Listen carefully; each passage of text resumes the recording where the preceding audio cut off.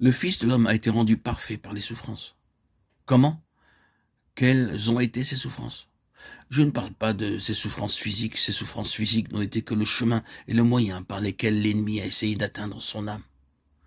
La souffrance véritable que connut le Fils de Dieu, le Fils de l'homme, a été cette pression, cet assaut constant qui surgit de toutes parts. Les efforts incessants de l'ennemi pour mettre un coin entre lui et son Père. Telle a été l'essence de son agonie suprême lorsqu'il s'écria « Tu m'as abandonné ».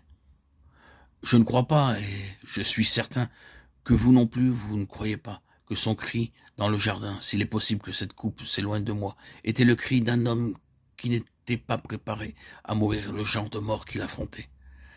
Cette conception a naturellement donné naissance à une doctrine et une théologie entièrement fausses. Jésus savait ce qu'il devait affronter en étant fait péché. Il savait que la fin ultime affreuse était contenue dans ce moment où la face du Père serait détournée de lui, où il serait laissé comme le bouc émissaire dans le désert, seul, seul, seul, abandonné par Dieu en ce moment terrible. C'était là le sujet de sa souffrance. Et c'était là la somme de sa souffrance. Mais à travers tout cela, à travers toutes les souffrances, il fut rendu parfait, parfait dans la foi. Quelle signification cela donne-t-il à des paroles comme celle-ci, à nous si familières, et que nous employons avec tant de légèreté? La vie que je vis maintenant dans la chair, je la vis par la foi du Fils de Dieu, qui m'a aimé et qui s'est livré lui-même pour moi. Galates 2:20. Quelle foi! Si seulement cette foi pouvait nous en être communiquée, si seulement cette foi pouvait être en nous, dans la puissance du Saint-Esprit, nous traverserions alors tout très bien.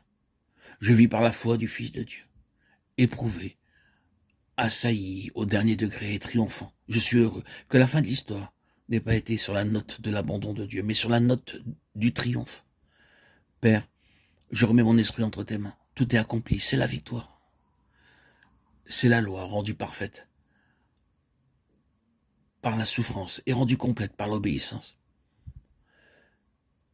Car l'obéissance est toujours la preuve de la foi. La foi sans l'obéissance est inconcevable. Ici, nous pouvons introduire une question supplémentaire. Pourquoi la transfiguration? La transfiguration représentait la fin de sa propre course, de son propre chemin.